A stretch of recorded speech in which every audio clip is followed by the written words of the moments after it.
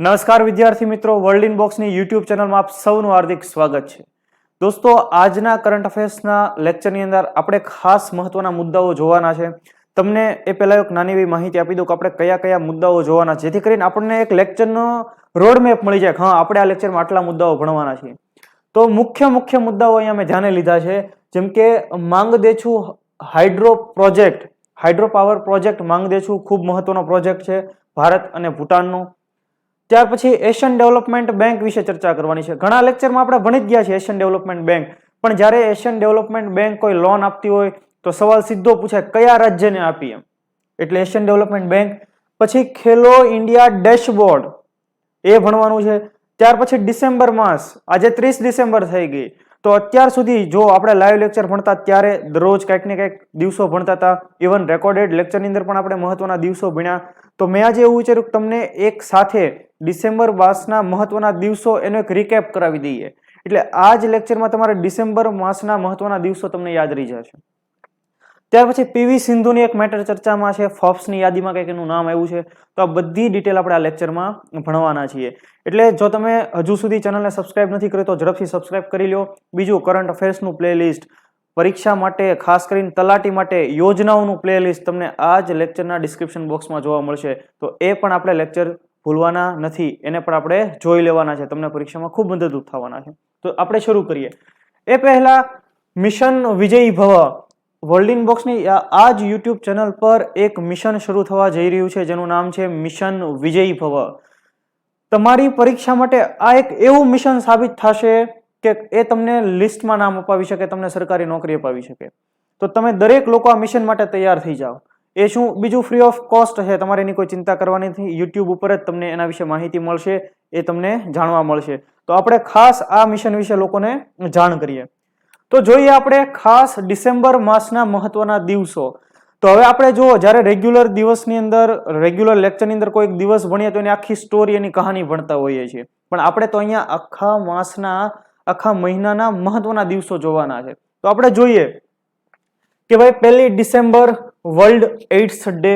World health organization દ્વારા જે કોઈ પણ રોગોની નાબૂદી માટે ઉજવાતા જે મહત્વના દિવસો છે, એ પૈકી આ મહત્વનો દિવસ વર્લ્ડ એઇડ્સ ડે, એઇડ્સ વિશે લોકોને જાગૃતિ ફેલાવવા માટે થઈને WHO દ્વારા. પછી 2 December world computer literacy day.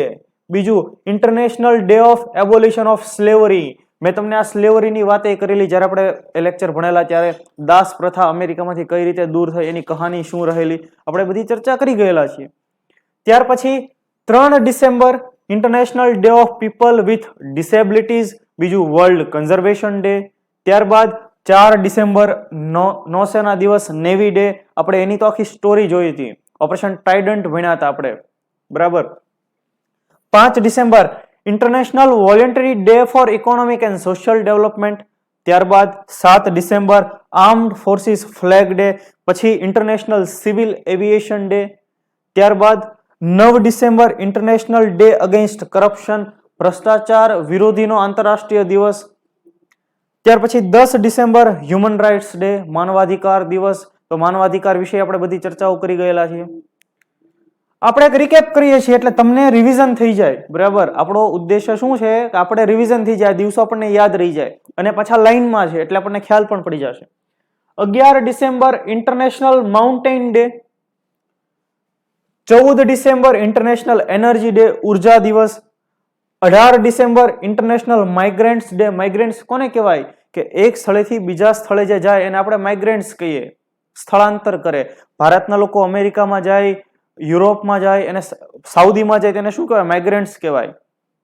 અને એ લોકો ત્યાંથી પૈસા રળીને ભારતમાં મોકલે, જેને રેમિટન્સ કહેવાય, કે ભાઈ ભારતીય લોકો દ્વારા વિદેશમાં રળેલું ધન અને પછી એને ભારતમાં મોકલ્યું એમના પરિવાર માટે.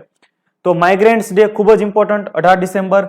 19 ડિસેમ્બર ગોવા લિબરેશન ડે. ગોવાને પોર્ટુગીઝના કબજામાંથી મુક્ત કરવા વર્ષ 1961 ની અંદર ઓપરેશન વિજય કર્યું હતું, બોમ્બાર્ડિંગ કર્યું હતું ભારતીય સેનાએ. તો આ ગોવા લિબરેશન ડે. ત્યાર પછી 20 December international human solidarity day. 23 December કિસાન દિવસ. 23 ડિસેમ્બર કિસાન દિવસ. તો આ બધા દિવસો આપણા માટે ખૂબ જ મહત્વના છે અને આપણે ભણી પણ ગયા છીએ. છતાં પણ આપણે એકવાર રિકેપ કરી લીધું જેથી કરીને આપણને સરળતાથી યાદ રહી જાય. ત્યારબાદ આપણે નેક્સ્ટ મેટર તરફ જઈએ. માંગદેછુ હાઇડ્રો પ્રોજેક્ટ ભૂતાનને સુપરત. હવે આપણને બધાને ખ્યાલ છે કે ભાઈ ભારતનો પાડોશી દેશ ભૂતાન ખૂબ જ મહત્વનો દેશ છે. ભારત સાથે ખૂબ સારા સંબંધો પણ રહેલા છે. તો ભારત અને ભૂતાન વચ્ચે પાવર માટે, એનર્જી માટે છે ને કંઈક ને કંઈક સમજૂતીઓ થતી રહેતી હોય છે. અને જેના ભાગરૂપે ભારત સરકારની મદદથી, ભારત સરકારની નાણાકીય સહાયથી ભૂતાનની જ નદી જેનું નામ છે માંગદેછુ નદી, આ માંગદેછુ નદી ઉપર એક હાઇડ્રો ઇલેક્ટ્રિક પાવર પ્રોજેક્ટ બનાવવામાં આવ્યો છે અને એ તાજેતરમાં તૈયાર થઈ ગયો અને હવે ભૂતાનને સુપરત કરવામાં આવ્યો હતો, એને સોંપી દેવામાં આવ્યો હતો કે ભાઈ જો આ ભારત દ્વારા બનાવેલો પ્રોજેક્ટ, હવે તમે પણ ઉર્જા બનાવો. હા, એમાંથી ભારતને પણ થોડોક એનો લાભ થવાનો હોય. ભારતના જે 7 સિસ્ટર રાજ્યો છે એ પૈકીના રાજ્યોને થોડો ઘણો લાભ થવાનો હોય. તો જોઈએ આપણે માંગદેછુ હાઇડ્રો ઇલેક્ટ્રિક પાવર પ્રોજેક્ટ. પહેલા તો કઈ નદી ઉપર? માંગદેછુ નદી ઉપર. નામ ઉપરથી યાદ રહી જાય. બીજું, જીપીએસસી ની પરીક્ષાની અંદર તમને આમાં સવાલ પૂછાય તો શું પૂછાય? એની ક્ષમતા કેટલી છે એવું વિધાનની અંદર પૂછી લે. તો યાદ રાખજો 720 મેગાવોટ જેટલી એની ક્ષમતા છે. આમાં તમને ઓપ્શનની અંદર અથવા તો વિધાનની અંદર 720 ગીગાવોટ કરી નાખે તો ભાઈ આ કેટલો બધો ફેર થઈ જાય. એટલે કે 720 ગીગાવોટ નહીં પણ 720 મેગાવોટ. યાદ રહેશે દરેકને? સમજાઈ જતું હોય તો તમે કમેન્ટ કરી દેવાની કે હા આ મુદ્દો અમને સમજાઈ ગયો, આ મુદ્દો નથી સમજાણો, કેમ કે અમારી નજર તમારી કમેન્ટ પર પણ રહેતી હોય છે. એમાં તમે કોઈ સવાલ પૂછો તો અમે એનો આન્સર આપવાનો પણ પ્રયત્ન કરીશું. ડન. તો આ પ્રોજેક્ટ કોને સોંપવામાં આવ્યો? તો કે ડ્રક છે, ડ્રંક કે ડ્રગ્સ નથી, ડ્રક ગ્રીન પાવર કોર્પોરેશન, જેને ટૂંકમાં કહેવામાં આવે ડીજીપીસી. આ ડ્રક ગ્રીન પાવર કોર્પોરેશન એ ક્યાંની સંસ્થા છે? એ ભૂતાનની સંસ્થા છે કે જે ભૂટાનની અંદર એનર્જી ઉપર કામ કરનારી સંસ્થા છે. તો ભારતે આ પ્રોજેક્ટ બનાવ્યો અને એ આ સંસ્થાને સુપ્રત કરી દીધો, એને સોંપી દીધો. તો આ મુજબની આખી કામગીરી છે. દરેકને યાદ રહેશે આ મુદ્દો? સમજાઈ ગયો? ત્યાર પછી આપણે જોઈએ, આપણે વાત થઈ એશિયન ડેવલપમેન્ટ બેંક ભણવાની છે.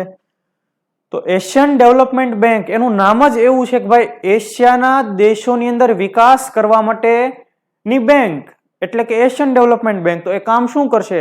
તો કે તમારે કોઈ ઇન્ફ્રાસ્ટ્રક્ચર ડેવલપ કરવું છે, કાંઈ સુવિધાઓ ડેવલપ કરવી છે તો તમને લોન પ્રોવાઈડ કરશે. તમને એટલે કોને? તો કે એશિયાના દેશોને. જેમ કે ભારતના તમિલનાડુ રાજ્યની વાત કરીએ, આ મુદ્દો તમિલનાડુ સાથે સંબંધિત છે. તો તમિલનાડુની અંદર ડેવલપમેન્ટ માટે પાણીની વ્યવસ્થા અહીંયા સારી થાય, સીવેજની વ્યવસ્થા એટલે કે ગટર વ્યવસ્થા સારી થાય, એના માટે એશિયન ડેવલપમેન્ટ બેંકે 1000 કરોડ રૂપિયાની લોન મંજૂર કરી છે. આવા સવાલ અગાઉની પરીક્ષામાં પૂછાઈ ગયેલા છે કે ભાઈ તાજેતરમાં કયા રાજ્યની અંદર શૈક્ષણિક સુવિધાઓ માટે આ બેંકે એટલા રૂપિયા મંજૂર કર્યા, અથવા તો ભાઈ છત્તીસગઢ રાજ્યની અંદર શૈક્ષણિક સુવિધા માટે કઈ બેંકે એટલા રૂપિયા મંજૂર કર્યા. પછી એમાં IMF ને એશિયન ડેવલપમેન્ટ બેંક ને બ્રિક્સ બેંક ને એવા અલગ અલગ ઓપ્શન હોય. તો જોઈએ, સમજાણું તમને શું કહેવા માંગે છે કવિ? તો તમિલનાડુની અંદર શહેરી સુવિધાઓ માટે, શહેરી અર્બન ફેસિલિટીઝ માટે થઈને એશિયન ડેવલપમેન્ટ બેંકે $125 મિલિયન, $125 મિલિયન એટલે કે 1000 કરોડથી પણ વધારે જેવી રકમ થાય એની લોન મંજૂર કરી છે. જેનાથી તમિલનાડુના 3 શહેરો, જો અહીંયા વાત જ છે શહેરી સુવિધાઓ, તો તમિલનાડુના 3 શહેરો કયા કયા? કોઇમ્બતુર, મદુરાઈ અને થુટ્ટુકુડી. એની અંદર પાણીની સુવિધાઓ બનાવવામાં આવશે, ગટરની વ્યવસ્થા વધુ સારી બનાવવામાં આવશે, પર્યાવરણ અનુકૂળ બનાવવામાં આવશે, એટલે આ લોન મંજૂર કરી છે. ખ્યાલ પડ્યો? અને આ માટે તો કોણે એશિયન ડેવલપમેન્ટ બેંક સાથે તમિલનાડુ સરકારે સમજૂતી કરી હશે? તો કે નહીં, એશિયન ડેવલપમેન્ટ બેંક તમિલનાડુને ઓળખે નહીં. એશિયન ડેવલપમેન્ટ કોને ઓળખે? મોદી સાહેબને ઓળખે, ભારત સરકારને ઓળખે. એટલે એશિયન ડેવલપમેન્ટ બેંક એનું હેડક્વાર્ટર ક્યાં આવેલું છે? મનીલા, ફિલિપાઇન્સ, ત્યાં આવેલું છે. અને ત્યાં કયું?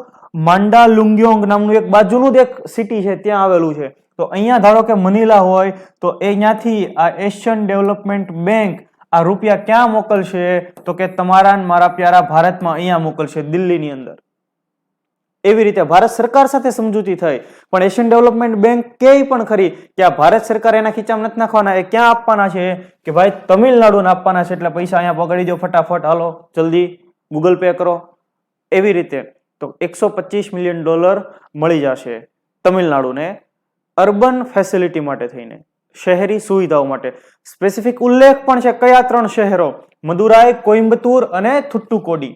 યાદ રહી ગયું તમને દરેકને? તો જો એશિયન ડેવલપમેન્ટ બેંક એનું હેડક્વાર્ટર મનીલા આપણને ખબર પડી ગઈ.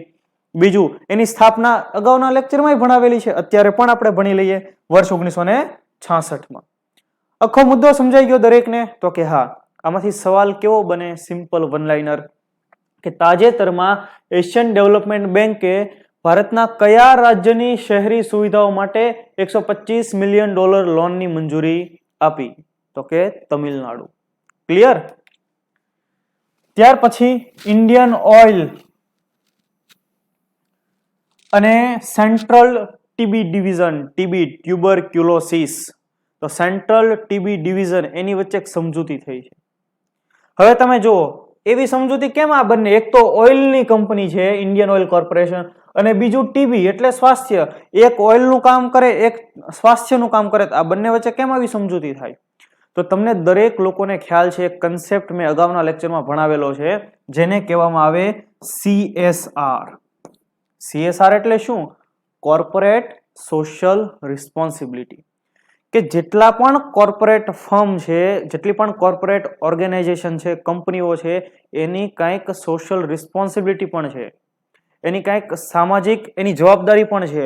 એટલે આ બધી કંપનીઓ, એ કોઈ PSU હોય, પબ્લિક સેક્ટર અન્ડરટેકિંગ હોય, કોઈ પ્રાઇવેટ કંપની હોય, તો એ શું કરશે કે પોતાની ઇન્કમની કેટલીક રકમ, કેટલો ખર્ચો એ સામાજિક કલ્યાણ માટે વાપરશે, સમાજના કલ્યાણ માટે વાપરશે, શિક્ષણ માટે વાપરે, સ્વાસ્થ્ય માટે વાપરે, પર્યાવરણ માટે વાપરે.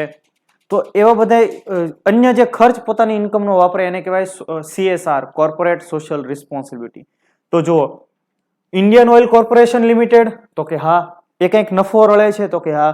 તો ઇન્ડિયન ઓઇલ કોર્પોરેશન લિમિટેડે એવું વિચાર્યું કે આપણે આપણા નફામાંથી, આપણી રકમમાંથી કેટલોક ખર્ચ, કેટલીક રકમ ટીબી નાબૂદી માટે વાપરશું, અને એટલા માટે થઈને એને સેન્ટ્રલ ટીબી ડિવિઝન સાથે MOU કર્યા છે. તો નાણાકીય સહાય ઇન્ડિયન ઓઇલ કોર્પોરેશન આપશે, જ્યારે ટીબી નાબૂદી માટેની જે કાંઈ પગલાઓ લેવાના છે એ કોણ લેશે? સેન્ટ્રલ ટીબી ડિવિઝન લેશે. તો આપણને એમ થાય કે આવું કેમ કર્યું હશે? તો કે ભારત સરકારે લક્ષ્ય નક્કી કરેલું છે કે ભાઈ આપણે 2025 સુધીમાં દેશમાંથી ટીબી, ટ્યુબરક્યુલોસિસને નાબૂદ કરી દેવાનો છે. કયા વર્ષ સુધીમાં? 2025 સુધીમાં. જ્યારે આંતરરાષ્ટ્રીય ધોરણે તમને બધાને લોકોને ખ્યાલ છે સસ્ટેનેબલ ડેવલપમેન્ટ ગોલ્સ, 17 જેટલા સસ્ટેનેબલ ડેવલપમેન્ટ ગોલ્સ છે. 2015માં પેરિસ એગ્રીમેન્ટ જ્યારે થયો ત્યારે નક્કી કરવામાં આવ્યા હતા કે 2030 સુધીમાં આપણે આ 17 સસ્ટેનેબલ ડેવલપમેન્ટ ગોલ અચીવ કરવાના છે, કે લોકોને સારું શિક્ષણ મળે, લોકોને સારી સ્વાસ્થ્ય સુવિધા મળે, લોકો આર્થિક રીતે સદ્ધર થાય, એને સારી જે બીજી પાયાની જરૂરિયાતો છે એ સારી મળે. તો આ બધા જે સસ્ટેનેબલ ડેવલપમેન્ટ ગોલ છે એ અંતર્ગત આંતરરાષ્ટ્રીય ધોરણે ટીબી નાબૂદ કરી દેવું, એના માટે લક્ષ્યાંક 2030નો રાખ્યો છે. પણ ભારતે એનાથી 5 વર્ષ વહેલો લક્ષ્યાંક રાખ્યો કે ભાઈ ભારતમાંથી 2025 સુધીમાં આપણે ટીબી નાબૂદ કરી દેવાનું છે. અને એ માટે થઈને કોર્પોરેટ સોશિયલ રિસ્પોન્સિબિલિટીના ભાગરૂપે ઇન્ડિયન ઓઇલ કોર્પોરેશન લિમિટેડ અને સેન્ટ્રલ ટીબી ડિવિઝન વચ્ચે MOU થયા છે. પણ આ MOU ખાસ કયા રાજ્યમાં કામ કરશે? તો કે જ્યાં ટીબી વધારે જોવા મળતું હોય છે એવા 2 રાજ્યો, ઉત્તર પ્રદેશ અને છત્તીસગઢ, આ બંને રાજ્યોની અંદર કામ કરવામાં આવશે. ઇન્ડિયન ઓઇલ કોર્પોરેશન અને સેન્ટ્રલ ટીબી ડિવિઝન. આખો મુદ્દો તમને સમજાઈ ગયો. કોર્પોરેટ સોશિયલ રિસ્પોન્સિબિલિટી શું કહેવાય, આ MOU થી શું ફાયદો થશે, ટીબી નાબૂદી માટે સરકારનો ઉદ્દેશ્ય, એનો લક્ષ્યાંક કેટલા વર્ષ સુધીમાં પ્રાપ્ત કરવાનું આપણે લક્ષ્ય રાખેલું છે. સવાલ પૂછાયેલો છે આ રીતે કે ભારત સરકારનું ટીબી નાબૂદીનું લક્ષ્યાંક કયા વર્ષ સુધીમાં છે? તો 2025 સુધીમાં. આંતરરાષ્ટ્રીય ધોરણે કયા સમય સુધીમાં છે? તો કે 2030 સુધીમાં. આવા કેટલાય સવાલો આપણને પૂછાયેલા છે. બરાબર, સમજાણું દરેકને? ત્યાર પછી અત્યારે ડ્રોન કેટલું ચર્ચામાં રહેતું હોય છે ડ્રોન. હમણાં એક લેક્ચરમાં મેં તમને ડ્રોન વિશે અભ્યાસ કરેલો, ગરુડ એરોસ્પેસ ભણાવ્યું. બસ એ જ મુદ્દો અહીંયા છે. કહેવાય કે એની જેવો જ મુદ્દો, બીજું કઈ નવીન નથી. જુઓ તમે કે director general of civil aviation એમણે મારુત ડ્રોનને ટાઈપ સર્ટિફિકેશન એનાયત કર્યું. Director general of civil aviation એક ટાઈપ સર્ટિફિકેટ આપે અને બીજું રિમોટ પાયલોટ ટ્રેનિંગ સર્ટિફિકેશન આપે. આ મુદ્દો શું મેં અગાઉ ભણાવેલો છે, આપણે અત્યારે પાછા ચર્ચા કરીએ છીએ. તો ટાઈપ સર્ટિફિકેશન શું? ટાઈપ સર્ટિફિકેશન એટલે કે જે તે કંપની, કોઈ પણ કંપની, જેમ કે મારી પોતાની કંપની છે, હું ડ્રોન બનાવું છું અને મને ડીજીસીએ ટાઈપ સર્ટિફિકેશન આપે, એનો મતલબ કે મારા ડ્રોન ગુણવત્તાની દ્રષ્ટિએ સારા છે. બીજું, મને રિમોટ પાયલોટ ટ્રેનિંગ સર્ટિફિકેટ આપે મારી કંપનીને, એનો મતલબ શું કે મારા ડ્રોનને ચલાવવા માટે થઈને હું લોકોને ટ્રેનિંગ આપી શકીશ કે ભાઈ તમે આ રીતે ડ્રોનને ચલાવો. તો કેમ, કયા ક્ષેત્રમાં આનો ઉપયોગ કરવાનો છે? ખાસ યાદ રાખજો, કૃષિ ક્ષેત્રની અંદર, એગ્રીકલ્ચરની અંદર ડ્રોનના ઉપયોગ માટે, બીજ છંટકાવ માટે, પછી કીટનાશકોનો છંટકાવ માટે, એના માટે થઈને ડ્રોનનો ઉપયોગ કરવાનો. તો આ પ્રકારનું ટાઈપ સર્ટિફિકેશન, ડ્રોનની ગુણવત્તા અંગેનું સર્ટિફિકેશન ડીજીસીએ કોને આપ્યું? મારુન ડ્રોન ટ્રેક પ્રાઇવેટ લિમિટેડ, કે જે હૈદરાબાદની એક કંપની છે જે કૃષિ માટેના ડ્રોન બનાવે છે. અને આ કંપનીના કયા ડ્રોનને આ સર્ટિફિકેટ મળ્યું? તો કે AG365, AG એમ નહીં, AG365 ને આ સર્ટિફિકેટ મળ્યું છે. ક્લિયર થાય છે તમને મુદ્દો? હવે AG365 ને આ સર્ટિફિકેટ મળ્યું, આ એટલે ટાઈપ સર્ટિફિકેશન મળ્યું. એનાથી શું ફાયદો થાય? તો કે આ ડ્રોન કોઈ ખેડૂતને ખરીદવું હોય તો એના માટે 10 લાખ રૂપિયા સુધીની લોન ઓછા વ્યાજે મળે, 5 કે 6% વ્યાજે મળશે. અને જે કોઈ પણ સુરક્ષા ગેરંટી વગર મળશે. તો આ લોન કયા ફંડમાંથી મળશે? તો એના માટે એક સ્પેશિયલ ફંડ બનાવેલું છે, એગ્રી ઇન્ફ્રાસ્ટ્રક્ચર ફંડ. તો એમાંથી 10 લાખ રૂપિયા સુધીની લોન મળશે, જેથી ખેડૂતો આ પ્રકારના ડ્રોન ખરીદી શકે. નહીતર આપણે એમ થાય ખેડૂતની પાસે આટલા બધા ક્યાંથી હોય? મોટા ખેડૂત પાસે હોય, પણ નાના ખેડૂત પાસે આટલી મોટી રકમ હોય નહીં. સમજાય છે તમને દરેકને? બીજું જો અહીંયા લખેલું છે remote pilot training organization certificate પણ મળ્યું. એનો મતલબ કે આ ડ્રોન ચલાવવા માટે, AG365 ડ્રોન ચલાવવા માટે રિમોટ પાયલોટ ટ્રેનિંગ પણ આપી શકાશે. એટલે કે મને એમ થાય કે ભાઈ મારે આ ડ્રોન શીખવું છે તો હું પણ ટ્રેનિંગ લેવા જઈ શકું. આખો મુદ્દો ખબર પડી ગઈ તમને દરેકને? ગુડ. ત્યાર પછી તમારા માટે બે નાની એવી માહિતી કે વર્લ્ડ ઇનબોક્સ એકેડમી ગાંધીનગર ખાતે PSI ની બેચ શરૂ થવા જઈ રહી છે. ક્યારથી? 19 જાન્યુઆરીથી, એટલે કે આવનારી 19 તારીખથી.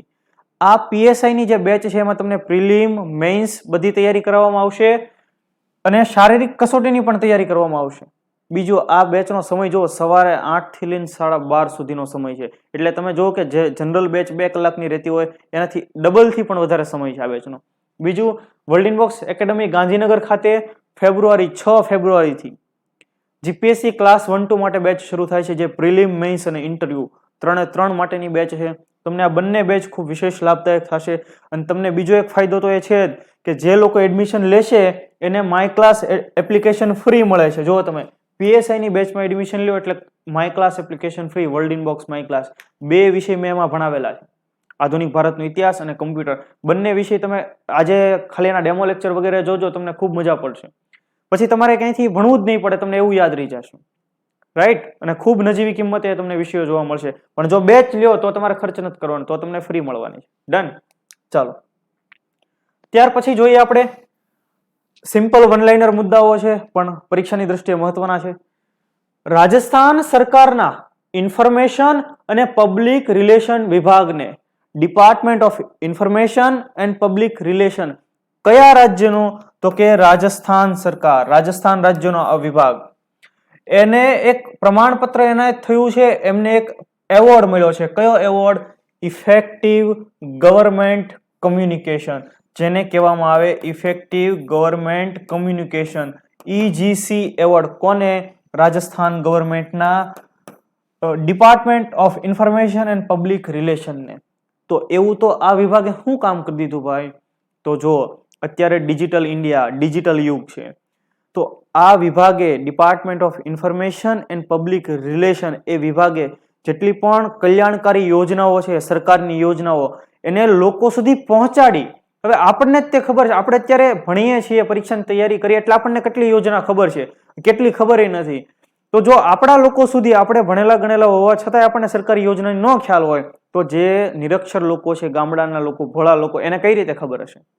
તો આ વિભાગે સરકારની યોજનાઓ લોકો સુધી પહોંચાડવા માટે કામ કર્યું, ડિજિટલ પ્લેટફોર્મ થકી લોકો સુધી પહોંચાડી, અને આવું કામ કર્યું એટલે જો તમે ઇફેક્ટિવ ગવર્મેન્ટ કમ્યુનિકેશન, આ વિભાગે કમ્યુનિકેશન કર્યું, સરકારી કમ્યુનિકેશન, અને પાછું ઇફેક્ટિવ કમ્યુનિકેશન કર્યું, એટલે રાજસ્થાન સરકારના વિભાગને આ પુરસ્કાર એનાયત થયો છે. ક્લિયર? આ નકશો યાદ રાખી લો તો ખબર પડી જાય. અહીંયા રાજસ્થાન રાજ્ય આવેલું છે અને એના વિભાગને આ પ્રકારનો ઇફેક્ટિવ ગવર્મેન્ટ કમ્યુનિકેશન પુરસ્કાર એનાયત થયો. યાદ રહેશે? તો કે હા. હવે આ પુરસ્કાર કોણ આપે ભાઈ? તો કે public relation society of India, જેને ટૂંકમાં કહેવામાં આવે PRSI, public relation society of India દ્વારા આ પુરસ્કાર એનાયત થતો હોય છે. યાદ રહેશે દરેકને? ગુડ. ત્યાર પછી આપણે જોઈએ સિમ્પલ વન લાઇનર છે. ભારતીય વૈજ્ઞાનિક મહિમા સ્વામી, એમને European molecular biology organisation, European molecular biology ઓર્ગેનાઇઝેશનના રિસર્ચ માટે પસંદ કરવામાં આવ્યા. પોતે કર્ણાટકના સાયન્ટિસ્ટ છે, બહુ યુવા સાયન્ટિસ્ટ છે. તો એ ખાસ ઇમ્યુનોલોજીની અંદર રિસર્ચ કરે છે. ઇમ્યુનોલોજી એટલે શું? કે આપણી રોગ પ્રતિકારક ક્ષમતા ઉપર રિસર્ચ, ઇમ્યુનોલોજી, જેનું ગુજરાતી થાય રોગ પ્રતિરક્ષા વિજ્ઞાન. અને અત્યારે આપણને ખબર છે બધાને ઇમ્યુનિટીની જરૂર છે, નહીંતર આ કોરોના કાકા ક્યારે અડી જાય ઠેકાણા નથી. તો ઇમ્યુનોલોજી ઉપર રિસર્ચ કરવા માટે 24 જેટલા કંઈક સાયન્ટિસ્ટોની પસંદગી થઈ છે 3 વર્ષ માટે, 2023 થી 2026 માટે, જેમાં ભારતના પણ એક સાયન્ટિસ્ટ જેનું નામ છે મહિમા સ્વામી, ભારતના મહિલા વૈજ્ઞાનિક, એની પસંદગી કરવામાં આવી છે. તો આ જો સિમ્પલ વન લાઇનર મુદ્દો આપણા માટે ગૌરવની વાત. ભાઈ કોઈ યુરોપિયન સંસ્થા ભારતના સાયન્ટિસ્ટને અહીંયા બોલાવે છે કે આવો તમે રિસર્ચ કરો, અમે તમને ફેલોશિપ આપશું. તો યાદ રહેશે મહિમા સ્વામી, યાદ રહેશે દરેકને. ત્યાર પછી ભાસ્કર બાબુ રામચંદ્રન, દક્ષિણ ભારતના નામે બહુ મજા પડે. ભાસ્કર બાબુ રામચંદ્રન એ પોતે સૂર્યોદય સ્મોલ ફાઇનાન્સ બેંકના એને MD બનાવવામાં આવ્યા અને CEO બનાવવામાં આવ્યા. ઓલરેડી હતા જ, પણ પાછું એને એક્સટેન્શન આપવામાં આવ્યું, એની ફરી નિયુક્તિ કરવામાં આવી. કઈ સંસ્થા? તો કે સૂર્યોદય સ્મોલ ફાઇનાન્સ બેંક. જો અહીંયા તમે લખેલું સૂર્યોદય સ્મોલ ફાઇનાન્સ બેંક ના MD અને CEO તરીકે પુનઃ નિયુક્તિ. આ પ્રકારની નિયુક્તિ કોણ કરે ભાઈ? RBI કરે હો. આ મંજૂરી કોણે આપેલી હોય? RBI આપેલી છે. તો આ નામ પણ આપણે યાદ રાખવાનું છે, ભાસ્કર બાબુ રામચંદ્રન. ભાસ્કર બાબુનો સૂર્યોદય થઈ ગયો છે હવે, ફરી પાછા MD અને CEO સૂર્યોદય સ્મોલ ફાઇનાન્સ બેંકના. ત્યાર પછી ગર્ભવતી મહિલાઓ માટે IIT રૂરકી અને AIIMS Delhi, all India institute of medical science Delhi, એ બંને એક સ્વસ્થ ગર્ભ નામની એક એપ્લિકેશન ડેવલપ કરી છે. અને આ પ્રકારની પ્રેગ્નેન્ટ વુમન માટેની પહેલી એપ્લિકેશન, કે કોઈ જે ગર્ભવતી મહિલા છે, પ્રેગ્નેન્ટ વુમેન છે, એને ડોક્ટરને કઈ ઇમરજન્સી કન્સલ્ટન્ટની જરૂર છે, કે ડોક્ટર સાથે સંવાદ કરવો પડે એવી જરૂરિયાત છે, તો આ એપ્લિકેશન થકી એ દેશના ટોચના ડોક્ટરો સાથે સંવાદ કરી શકશે. અને આ માટેની એપ્લિકેશન IIT રૂરકી અને એમ્સ દિલ્હી એ બંને સહયોગમાં બનાવી છે. તો આ નામ આપણે યાદ રાખવું, જેનું નામ છે સ્વસ્થ ગર્ભ. યાદ રહેશે તમને દરેક લોકોના મુદ્દાઓ. જો નાના મુદ્દાઓ છે, વન લાઇનર ટાઈપ મુદ્દાઓ છે, કેટલીક મોટી મેટર છે, પણ દરેક લાઈનમાંથી સવાલ નીકળે એવું છે, અને એટલે જ આપણે ખાસ અહીંયા ધ્યાને લીધેલા છે. ત્યાર પછી આપણે જોઈએ કેન્દ્રીય રમતગમત મંત્રી અનુરાગ સિંહ ઠાકુર દ્વારા ખેલો ઇન્ડિયા ડેશબોર્ડ લોન્ચ કરવામાં આવ્યું. ખેલો ઇન્ડિયા ડેશબોર્ડ. ખેલો ઇન્ડિયા ભારતની એક એવી રમત કે જેમાં યુવાઓને ખાસ તૈયાર કરવામાં આવે છે, તો એમાં કેટલા ખેલાડીઓ છે એની બધી માહિતી મળી રહે એ માટેનું ડેશબોર્ડ કેન્દ્રીય રમતગમત મંત્રી, ministry of youth and ministry of sports and youth affairs Anurag Singh ઠાકુરે નવી દિલ્હીમાં આ ડેશબોર્ડ લોન્ચ કર્યું હતું. સિમ્પલ મુદ્દો, યાદ રહી જાય એવો મુદ્દો.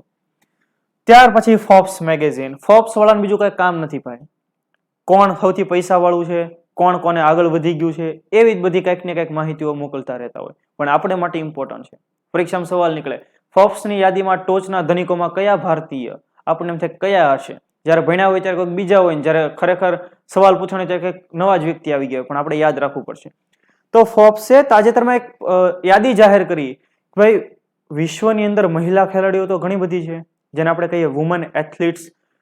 તો સૌથી વધુ કમાઈ કરનારી મહિલા એથ્લીટ્સ કોણ કોણ છે, જેને નાણાં સૌથી વધારે મળે છે, એમની યાદી જારી કરી. અને ભારતના મહિલા ખેલાડી shuttler, Olympian shuttler PV Sindhu જે 12મા ક્રમાંકે રહ્યા છે. તો આમનો ક્રમાંક યાદ રાખવાનો. અને ટોચના 25 ની અંદર પીવી સિંધુનો સમાવેશ છે.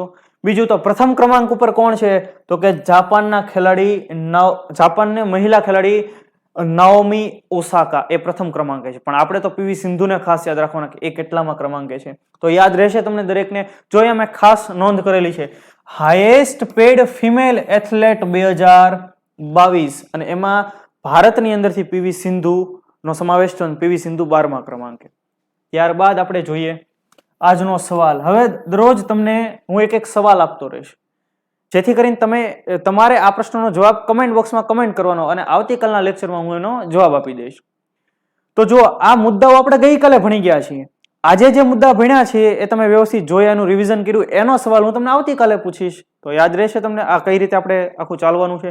તો જો ગઈકાલે મેં તમને જે ભણાવ્યું એમાંથી અહીંયા સવાલ મેં પૂછેલો છે, સિમ્પલ સવાલ, કે તાજેતરમાં અટલ સન્માન પુરસ્કાર કોને એનાયત કરવામાં આવ્યો?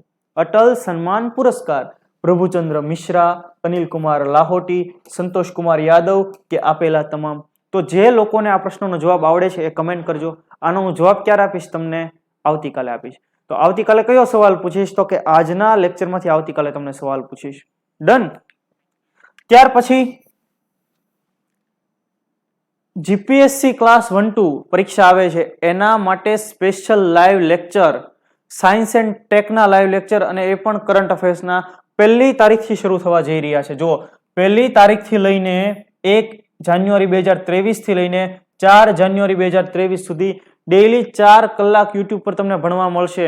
અને સાયન્સ એન્ડ ટેકના નિષ્ણાત વ્યક્તિ, નિષ્ણાંત ફેકલ્ટી અને વર્લ્ડ ઇનબોક્સ એકેડમી ગાંધીનગરના સંચાલક નિકુલ રાવલ સર આપણને ભણાવવાના છે. એટલે જે લોકો જીપીએસસી આપવાના છે એને સાયન્સ એન્ડ ટેકની ચિંતા કરવાની નથી. તમારે આ મુદ્દો, આ લેક્ચર તમે અટેન્ડ કરી લો 4 દિવસ, એટલે ઓલમોસ્ટ તમારું કામ થઈ ગયું. બીજું, કરંટ અફેર્સનું 3 મહિનાનું કરંટ અફેર્સ ભણવા માટે એક સેમિનાર ભાવનગરમાં યોજાવાનો છે 1 જાન્યુઆરીના રોજ. જે કોણ લેવાના છે? દર્શન રાવલ સર લેવાના છે. તો તમને લોકોને ઈચ્છા હોય કે ભાઈ આ સેમિનારમાં ભાગ લેવો છે, તો પણ તમે રજીસ્ટ્રેશન કરાવી શકો છો. ડન. તો આ હતો આજનો આપણો લેક્ચર. હું એવી આશા રાખું કે તમને ખૂબ પસંદ પડ્યો હશે. હું અવારનવાર તમને કહેતો રહેતો હોઉં છું કે તમારા માટે વર્લ્ડ ઇનબોક્સની આ ચેનલ ખૂબ જ મહત્વની છે. અમે એટલો સારો કન્ટેન્ટ લાવવાનો પ્રયત્ન કરીએ છીએ કે ભાઈ જેથી તમારે બહુ જાજા આમ કહેવાય કે ખંખોળવું ન પડે. અત્યારે સૌથી મોટો પ્રશ્ન જ છે ભાઈ ક્યાંથી વાંચવું ને કેટલું વાંચવું. તો તમારા સુધી એમાંથી ઇમ્પોર્ટન્ટ માહિતીઓ શોધીને તમારા સુધી પહોંચાડવાનું કામ કરીએ છીએ. તો તમને આ બધી ડિટેલ ઝડપથી તમારા સુધી પહોંચે, આ બધા પ્રોજેક્ટની માહિતી તમને ઝડપથી મળે, તો આ વર્લ્ડ ઇનબોક્સના સોશિયલ મીડિયા હેન્ડલ છે, એના તમે ફોલો કરો, એમાંથી તમને માહિતી મળી જશે. બીજું કે કરંટ અફેર્સ, યોજનાઓ, એનું પ્લેલિસ્ટ તમને આ લેક્ચરના ડિસ્ક્રિપ્શન બોક્સમાં જોવા મળશે. એ પણ તમે લેક્ચર જોવાનું ચૂકશો નહીં.